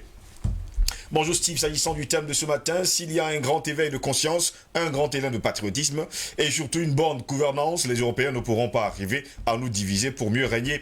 Des fois, je me demande si les dirigeants africains sont même conscients de l'avenir du monde de l'Afrique et que sans l'Afrique, l'Europe n'est absolument rien et l'Europe n'a jamais été rien sans l'Afrique. Il faut une réelle refondation de la gouvernance en Afrique, que les peuples africains arrêtent de faire dans le suivisme et qu'ils prennent leur destin en main. J'ai les larmes aux yeux quand je pense que l'Afrique, c'est le continent le plus riche. Et à contrario, là où se trouvent les plus misérables du monde, force à Dibier ce matin, le laboratoire d'analyse de l'éveil de conscience de l'Afrique, et force à vous et tout à vos panélistes, Franck Ewing, le nègre affranchi depuis Douala. Merci également à vous. Bonjour le plateau, comment vous allez? C'est Edo depuis Chicago. Merci pour tout le travail que vous faites pour l'Afrique. Ajoutez-moi au groupe WhatsApp. Depuis Chicago, il est quelle heure, messieurs? Moins 7 heures. Mais cette personne, quand même, depuis Chicago, nous suit. Dans pas. Bonjour DBS, bonjour le plateau, juste pour vous dire à triple A que ces ministres africains de la France iront à ce sommet. Il faut voir le dernier sommet avec le G5 Sahel. Il y a quelques jours, il les rassemble dans une cage et reste dans son palais à l'Elysée pour les dicter sa loi en visioconférence sur l'opération Barkhane. Quelle honte pour l'Afrique et ses dirigeants. C'est une personne qui nous écrit depuis le +32, je pense en Suisse, c'est Eric Noah. Steve Ngo, c'est son panel. Bonjour, votre introduction est d'actualité dans notre pays, le Cameroun. Je le dis avant même que les éminents panélistes prennent la parole. Faisons court, que nos frères du Nord-Ouest et du Sud-Ouest se ressaisissent. C'est monsieur Touaï Foulane à Yaoundé. Bonjour, DBS matin et les panélistes. Mes félicitations pour la chaîne pour éveiller les Africains. La chanson de Bob Marley, Africa Unite. Les Africains doivent s'unir et ne pas copier la politique de l'Occident qui n'est pas adaptée à nos cultures, traditions et coutumes. Il faut une démocratie à l'africaine. C'est Amadou Kidé qui nous écrit depuis Nouakchott en Mauritanie ce matin. Bonjour Steve, c'est le signe de leur échec et de la réussite de ce long combat que tous les panafricanistes livrent au quotidien pour nous éduquer. La lutte continue et beaucoup de courage à vous. Nous sommes là et prêts. Il faut qu'ils sachent que nous sommes éveillés et la guerre est lancée. Nous n'avons plus peur d'eux. C'est Amazine de Bonamoussadi. Nous ne sommes plus dupes et bravo à tous pour le combat. Merci également à vous. Bonjour Steve, bonjour président Badakani. Tu es le seul qui aide les Africains à mieux comprendre que ce qui se passe en Afrique est vrai. Il y a certains Africains qui veulent vendre leurs frères pour l'argent et le pouvoir. Voilà, dans les réseaux sociaux, il se dit après le président, c'est lui qui gouverne le pays. Toujours dans tous les pays africains, il y a un qui écoute les Occidentaux et détruit les bas peuples. Le bas peuple, restons unis, respectons notre nation et nos biens. C'est Adia depuis Douala. Merci également à vous, Adia, de nous avoir écrit ce matin. Bonjour Dibiès, je me demande de quoi ont peur ces gens qui perturbent la retransmission en direct de notre déjeuner intellectuel. Les médias occidentaux nous bourrent le cerveau avec leurs infos sans fondement. Je demande à l'Union africaine et aux hommes d'affaires qui tiennent encore le drapeau panafricain de Marcus Garvey de réactiver notre chère Radio Africa numéro 1, l'entreprise Air Afrique, et de créer de nouveaux postes radio et télévision à large onde dans chaque sous-région africaine et faire appel aux hommes intègres qui maîtrisent réellement l'histoire de notre continent à instruire la jeunesse africaine et des milliers de nos jeunes frères qui arrivent et les priver de ces histoires bizarres, préfabriquées par l'Occident pour nous endormir. Il est temps de promouvoir les réseaux typiquement africains pour ne plus dépendre de Facebook et consorts qui tentent de nous imposer ce qu'on a envie d'entendre. Réveillons-nous et défendons nous-mêmes. C'est Norbert qui nous écrit depuis Lomé au Togo ce matin. Bonjour Steve, votre fidèle téléspectateur depuis Bamako au Mali, Lamine Sissé. Vraiment merci beaucoup pour ce thème du jour. C'est la question centrale actuellement à Bamako. Comment on peut comprendre ce genre de scénario des communautés qui vivaient ensemble depuis plus de 4 à 5 siècles? Comment peuvent-ils s'entretuer dans les Maliens ont bien compris que la France qui est derrière ça, car elle a voulu faire un génocide rwandais au Mali. Mais Dieu merci, les Maliens ont vite compris. D'où maintenant on se lève partout dans le Mali pour exiger le départ des troupes françaises qui n'ont rien apporté au Mali, sauf les guerres interethniques. C'est Lamine Sissé qui nous écrit depuis Bamako au Mali. Merci également à vous qui nous écrivez depuis Bamako au Mali et qui nous regardez chaque matin. Bonjour Steve, bonjour au président, vous êtes merveilleux, je suis fier de vous. Pour le débat, l'Occident est criminel, nous allons nous battre jusqu'au bout de nos vies. Merci à vous, c'est Constantin qui nous écrit depuis Kribi. Bonjour au panel, bien vouloir m'intégrer dans le groupe WhatsApp de DBS officiel. Le numéro à contacter pour les conférences de monsieur est là. Pour cette guerre, pour la vie dans l'absolu en Afrique, je veux seulement être le porteur de sac du capitaine Bandakani numéro 10 et du reste de l'équipe. La victoire sera nôtre. Et merci pour ce combat digne et noble des leaders africains et panafricains que vous êtes. C'est lui, ma mère, qui nous a écrit également ce matin. Vous serez le porteur de sac, ne vous inquiétez pas. Le 27 février, il vous donnera le numéro dans un instant. Si c'est ce que vous rêvez en tout cas faire. Hein. Bonjour Monsieur Ngoss et à tous vos panélistes. Je pense qu'il faut absolument que ceux qui insistent que le problème vient de nos chefs d'État regardent votre émission. Je prends toujours l'exemple de la gestion de la crise du Tigré par le Premier ministre, M. Abiy Ahmed. Il a interdit la zone à toute la communauté internationale. Résultat des courses, on n'entend plus trop parler de ce conflit et cette communauté internationale se plaint dans tous les médias mainstream qu'on lui bloque l'accès à l'humanité. Au Cameroun, nous faisons la une de tous les journaux lorsque Human Rights Watch était encore influent au Nozo. Depuis, tout est calme et on a même pu jouer le Chan là-bas. Oui, M. Ngoss, qui veut voir, voit et qui veut entendre, entendre. On les a démasqués, vous êtes le meilleur. Merci également à vous, c'est Moto qui nous écrit depuis la Suisse ce matin. Allons-y toujours avec les messages. Bonjour Steve, bonjour à tout le panel. Je suis Bertrand depuis Munich, en Allemagne. Je vous suis tous les jours. Je vous félicite pour le travail énorme de sensibilisation que vous faites. S'il vous plaît, intégrez-moi dans le groupe WhatsApp. Merci également à vous qui nous regardez depuis l'Allemagne. Bonjour à tous sur le plateau de DBS. J'aime beaucoup votre émission DBS Matin. Que l'Éternel vous accompagne dans cette mission divine qui est l'éveil des consciences africaines. C'est Paulin qui nous écrit depuis Yaoundé. Bonjour, bien le bonjour à vous, Monsieur Steve Ngoss. Il y a tout prestigieux invités et techniciens de DBS Matinal, fiers de vous suivre tous les jours et longue vie à cette merveilleuse émission. Mon président Bandakani, vous êtes le style de dirigeant dont l'Afrique a besoin actuellement pour charger la donne et je crois que l'Afrique sera debout. Pour le cas actuel, c'est impossible avec les sous-préfets de salon français qui sont à la tête de nos États pour le moment. Très bonne journée à vous. C'était Rigobert Godin, vive DBS à Matinal. Merci également à vous. Bonjour DBS, Steve Ngoss, encore bravo Bravo pour votre introduction et saluons aussi vos conclusions. Notre président Badakani, notre expert financier aux analyses fines, Polela, et notre ministre de l'Intérieur, M. Anatola ici, ainsi que le nouveau panéliste, voilà, le nouveau panéliste dont je n'ai pas retenu le nom. Le nouveau panéliste s'appelle Dikoumé Elanguer, c'est lui justement retenu le nom. J'espère qu'il m'en excusera.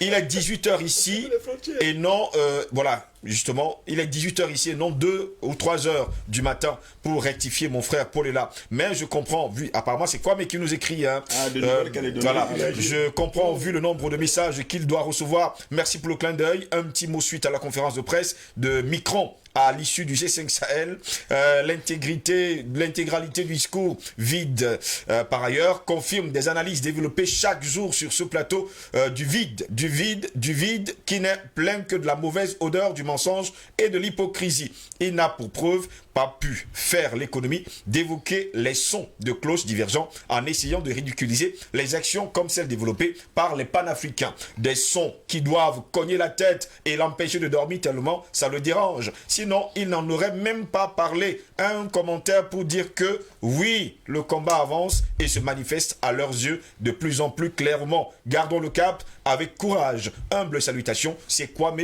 qui nous écrit depuis la Nouvelle-Calédonie où il est 18h. Et non pas 2h ou 3h du matin. Il a rectifié pour le faire savoir. Il avait inversé le décalage. Bonjour DBS.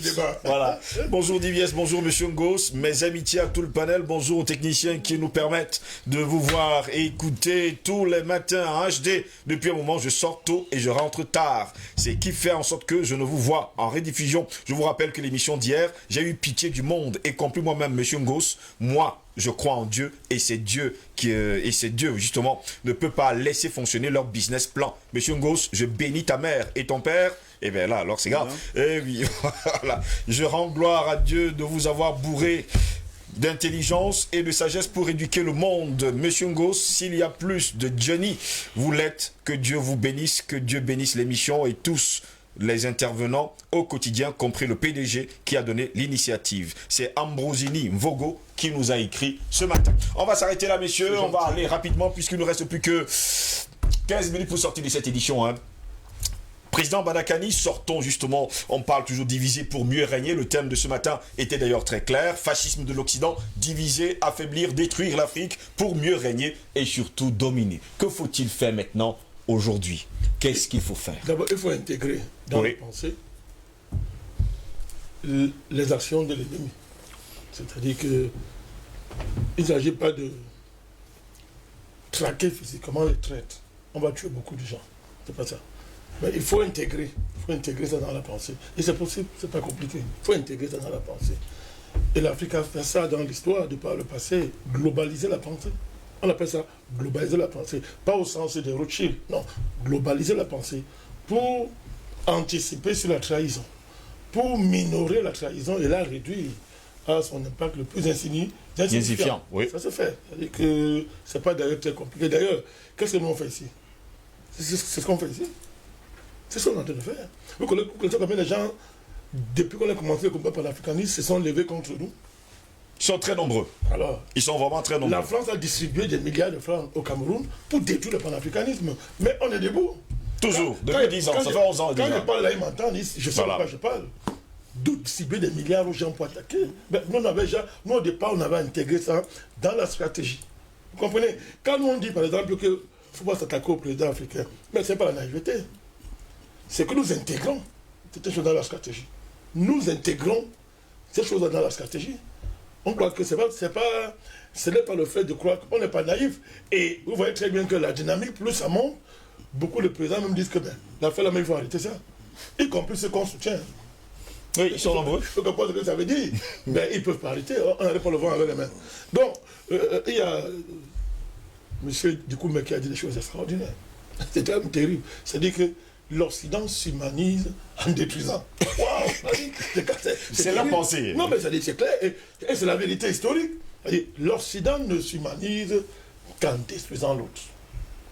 C'est ça qui justifie donc ce que Paul l'a appelé si brillamment son complexe d'infériorité. On a l'impression que l'occidental est amer. C'est-à-dire, C'est le cas. Dans son essence, il y a l'amertume. On a l'impression. Ça vient de quoi? Occident vient d'Occidere. Occidere signifie la chute. Est-ce que la chute de l'homme coïncide avec l'Occident? Avec son avènement? Je pose la question. Hein. C'est ce que dit le livre qui prétend être le livre de base, la Bible. Est-ce que la chute de l'homme coïncide avec l'Occident? Moi, je pose seulement la question. Mais on veut comprendre pourquoi il y a cette amertume dans l'Occident qui ne peut guérir que par la destruction de l'être humain. Mais regardez-moi ce projet du Covid. C'est quoi l'affaire, c'est qu'on veut transhumaniser les gens. C'est pas l'amertume. Pourquoi? Comment on peut expliquer la haine contre l'être humain? Pourquoi ils haïssent l'humain? Alors qu'eux-mêmes, ils ont des formes humaines. Et ça nous amène à comprendre pourquoi il faut faire la distinction entre la forme et le fond. Les gens qui ont la station humaine ne sont pas forcément les êtres humains. Oui. Parce qu'à l'intérieur, il y a un problème. Parce que si l'amertume est en toi, ben, tu veux transhumaniser les gens. Tu veux détruire les gens. Toute l'histoire, cette affaire, cet océan de sang là, qu'on fait que verser tous les jours. Mais pourquoi il ne se calme pas? Pourquoi ça ne l'apaise pas? Ben, il faut qu'il s'apaise parce qu'il va se détruire. Il est déjà détruit. Quand vous accumulez le sang, ça se retourne contre vous. C'est une loi de la nature. C'est une loi naturelle. Quand vous versez le sang, ça s'accumule contre vous. Vous Monsieur, plus que 9 minutes. Donc, je termine rapidement en disant ceci. C'est une information. Je termine par ça. Vous me permettez, non? Voilà. Permission accordée. C'est un peu hors sujet. Apparemment, De Gaulle disait toujours accordé. Bon, allons-y. Vous me refusez? Je vous l'accorde, allons-y. Alors, nous avons assisté, je crois, hier ou avant-hier, au déplacement du nouveau président américain. Oui, oui. Quand je parle de cadavres, les gens rient. Alors, il faut voir les images, il faut voir. C'est grave les images, Paul, là. Je vous invite à aller enquêter. Alors, le président élu des États-Unis se déplace. Il a de la peine à gravir les marches de l'avion. Il est tombé. Je vous dis. Il se cogne la tête sur les escaliers. Mais plus grave. Bon, ça, on peut dire que ça peut arriver. Ça peut arriver. On est humain. C'est eux qui se moquent tout le temps des présidents africains, vieux. Et les Africains qui aiment rire sur la vieillesse des présidents africains, c'est bizarre, ils sont silencieux sur ce genre de choses. Bon, moi, je ne moque pas de lui. C'est pas ça qui est grave. C'est indulgent. Oui, c'est indulgent. C'est pas ça qui est grave. Ce qui est grave, c'est que vieille voiture noire, un protocole au rabais, pas de tapis rouge, ben, il y a un problème, monsieur. Ben, je suis sûr que dans les rôles de la diplomatie mondiale, on sait que ce gars-là n'est pas président. Je vous dis que les présidents savent que ce gars-là n'est pas président, mais ce sont les présidents américains, il y a un problème. Alors, soit l'armée américaine est en train de se moquer, de le ridiculiser, mais il faut voir, mais il n'y a rien. Il n'avait rien. Il a dit, vieille voiture, protection minimale, pas de tapis rouge. Mais, monsieur Ngoz, ceux qui rêvent là, vous allez déchanter. Nous, on vous a dit ici, ce projet que les gens ont, de nous détruire, ce projet-là, ça ne passera pas. Au moins, sa chute restera gravée dans la mémoire et dans les bêtisiers. Bon, tu veux dire que le fait de cogner la tête et de tomber, ça annonce quelque chose qui arrive. Allez savoir. Non, moi je crois à ça. Nous avons passé le temps à dire ici que ceux qui veulent détruire l'humanité seront détruits. Y compris ces présidents africains qui fanfaronnent avec les vaccins. Messieurs, merci. Et on sera avec vous, Dikoum et Languet. En 1 minute, qu'est-ce qu'on fait maintenant quand on sait pertinemment que l'Occident, dans son essence, c'est tout simplement un complexe d'infériorité et nous devons faire le nécessaire pour ne plus être divisés. Oui, je pense que le projet panafricain et l'autonomie de l'Afrique et sa souveraineté sont les clés. Le frère est là et le frère Haïti et le président ont presque tout dit. On a fait la démonstration, ils ont fait la démonstration depuis toujours au travers de cette chaîne et de cette émission de ce problème qui s'oppose à l'occidental. L'occidental est peu sensible. Quand vous voyez danser un bébé africain, il a tout de suite le rythme. Oui. Quand vous voyez un Européen adulte, il est à contre-temps du son. Il a retard du son. Donc, ils ne sont pas connectés. Donc moi, ce que je peux dire, c'est de dire à toute la diaspora africaine, à l'extérieur de l'Afrique, que c'est la liberté de l'Afrique qui vaut, et sa souveraineté, et son autonomie, parce que nous sommes riches. Moi, partant de chez moi ce matin, j'ai laissé sur pied, dans mon village, j'ai au moins 100 régimes de plantains qui sont là, à ma disposition, qui sont à moi. Et dans mon logement à Douala, chez moi à Douala, j'ai au moins 5 qui ont poussé. Donc c'est moi le riche au fond. Donc il y a la nécessité que chacun vienne mettre la main à la pâte à son niveau pour que nous puissions ressortir de la terre qui est notre vers l'Afrique, la richesse qu'il faut pour notre autonomie, pour que nous commencions à discuter fièrement face à eux. C'est ça la vraie solution. Et je remercie DBS et tout le panel pour l'accueil et la gentillesse. Nous, on va donc faire ressortir les forces africaines, les vraies, pour que vous puissiez rester le plus longtemps possible pour le bien de l'Afrique. Merci également à vous. Albert Anatola ici, qu'est-ce qu'on fait maintenant? Le ministre de l'Intérieur, il faut fermer les frontières. Ouais, c'est le ministre de l'Intérieur. On vous a nommé ministre de l'Intérieur. Finalement, on a besoin de votre mot, ministre de l'Intérieur. Votre excellence. Il y a deux ou trois choses à faire. Oui. La première chose à faire, c'est... Il y a un discours, et c'est un discours qui a commencé au Rwanda, où il y a une cité de Ni qui prétendait que c'est l'autre ennemi ne peut pas venir au pouvoir, Il faut donc qu'on évite ce discours où tel ou tel ennemi n'aura jamais le pouvoir. Parce que c'est votre discours qu'ils affectionnent. C'est-à-dire quand vous dites ça, eh bien ils alimentent le feu. Et ça explose. Pour la suite, venez jouer les pompiers. La seconde chose qu'il faut comprendre, c'est que ils ne sont rien, ils ne valent rien du tout. C'est-à-dire le complexe d'infériorité, parce que je le constate, c'est-à-dire que lorsque un blanc est face à un noir, en tout cas c'est une catégorie de noirs, parce que pas moi en tout cas, on ne peut pas être très complexé devant elle le collègue, eh bien tout de suite, je sais pas, il perd les moyens. C'est-à-dire même s'il est plus intelligent que celui-là, il perd tous les moyens. Et ils alimentent donc ce poison psychologique même au sein des entreprises. C'est-à-dire qu'en octroyant des privilèges à certains, ils créent des conflits. C'est cette ambiance qui prévaut notamment dans les multinationales. C'est-à-dire que vous avez, lorsqu'ils veulent créer des conflits entre les frères, ils octroient des privilèges à certains. Et pourquoi? Pour contrôler les autres et les mettre en conflit. C'est très dangereux et c'est très nocif. La troisième chose, et elle est politique celle-là, c'est quoi? C'est qu'aujourd'hui, et j'ai l'habitude de le dire, l'Inde s'est enfermée. La Chine s'est enfermée, même la Russie s'est enfermée. Mais bon sang, pourquoi on ne peut pas fermer nos frontières? Alors, le ministre de l'Intérieur. Donc il faut fermer ces frontières parce qu'en fait, tout ce qui vient de ce côté-là est nocif. Tout à l'heure, M. Dikoumé, justement, a répercuté ici ce que nous avons l'habitude de dire, c'est-à-dire que ce qui se vend dans leur centre de distribution, c'est quelques cents, vendu 9 000 francs. C'est avarié. Non seulement c'est avarié. Nous avons fait, justement, lui et moi, avant-hier, un petit tour. Sinon, seulement ce qui se vend chez lui, là, comme il disait, 9 cents. 50 centimes. 50 centimes, on vend 9 000 francs. Non seulement c'est avarié, mais en plus, sur le plan économique, ça pompe justement notre financier. Il faut n'aura jamais d'industrie. Merci beaucoup. Hein. Vous avez le mot de fin pour les lives ce matin. Quel honneur sur un sujet aussi délicat. Donc, alors, comme j'ai cette lourde responsabilité, je vais essayer d'être le plus précis et le plus percutant possible. On a parlé de division, c'est viscéral dans les veines de l'occidental, du locoderne, depuis la nuit des temps. Ça veut dire que la solution est toute trouvée, c'est de l'autre côté. Ça veut dire que c'est l'inverse, c'est l'unité. Alors, l'unité de l'Afrique est la solution. Je n'entends pas ici par unité de l'Afrique forcément, pas nécessairement une unité physique. Ce n'est pas impossible, mais ce n'est pas prioritaire à mon sens. Mais une unité idéologique, une unité de conception, une unité culturelle, une unité de combat. Parce que, voyez-vous, l'Occident a réussi et on est trop souvent tombé, il est temps que ça s'arrête, dans les pièges justement de l'Occident par son mensonge millénaire et naturel et viscéral. C'est que, regardez comment je parlais de distraction tout à l'heure. Regardez la principale problématique du peuple noir aujourd'hui, où qu'il soit situé. Prenons le cas, par exemple, déjà du peuple noir dans le monde.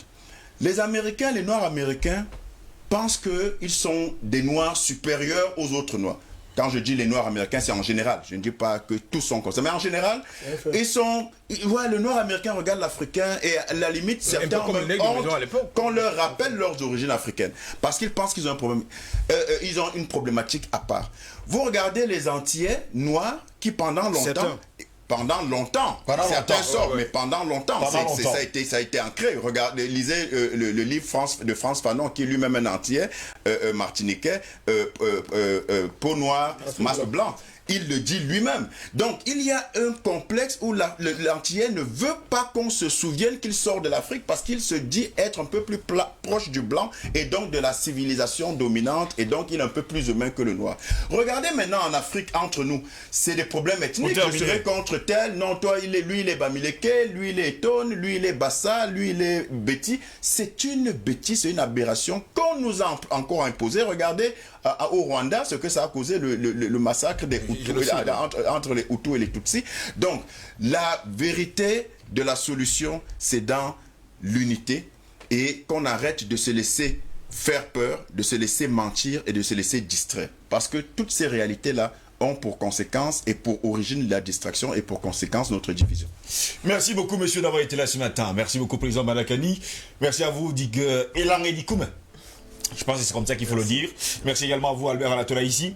Merci à Paulela. On ne va pas également oublier de dire à nos téléspectateurs qu'il y a également une conférence, il faut le dire, organisée le 27 février prochain. Vous n'avez qu'à donner la numéro de téléphone. Le 27 février, la première édition de la série. Et ce sera tous les samedis. Qui se tiendra tous les samedis sur des thématiques diverses et diversifiées sur un retour en dignité, une renaissance qu'on appelle le tout nouveau de l'Afrique, et vous aurez tous les panélistes que vous avez souvent eu à voir ici et que vous continuez de voir sur nos plateaux télé, et l'entrée est libre. C'est de 11h à 17h à Douala, Bonamoussadi, les autres villes vont suivre, et il y a une pause café qui permettra justement qu'on puisse échanger, discuter. Vous aurez accès directement aux panélistes, et donc ça devient donc une traditionnelle qui commence samedi le 27 à 11h. Il y a déjà un certain nombre de personnes qui ont commencé à manifester leur intérêt et leur intention de présence. Continuez. Le numéro, donc, c'est le 699 84 98 98. 699 84 98 98. Privilégiez les messages par WhatsApp ou SMS, s'il vous plaît. Par souci de... Voilà, ça sera difficile de répondre à 100, 200 appels. Donc, merci et soyez nombreux. C'est le début d'une nouvelle aventure pour la cause de l'Afrique. Mesdames, messieurs, c'est ici que s'achève cette autre édition de DBS Matin. N'oubliez surtout pas, le manipulateur divise pour mieux régner. Il aime mettre le doute dans votre esprit. Pour cela, il pourra faire courir des rumeurs farfelues sur certaines personnes. Une autre manière d'asseoir un peu plus son emprise sur ses victimes en les coupant peu à peu des autres. C'est le roi de la mauvaise ambiance. L'air de rien, il sèmera la zizanie en un rien de temps dans une entreprise. N'oubliez surtout pas, la faiblesse de la force, c'est de ne croire qu'à la force. Bonne journée à toutes et à tous, et à demain, s'il plaît à Dieu. Au revoir.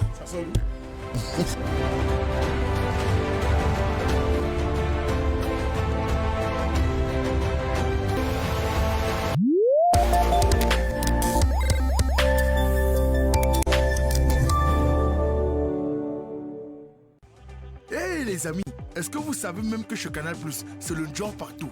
À partir de la formule évasion, le décodeur HD est à 10 colos et l'installation est un genre dont tu achètes ton décodeur HD Canal+, et on t'installe gratuitement. Ah, Canal+, le goût de ça.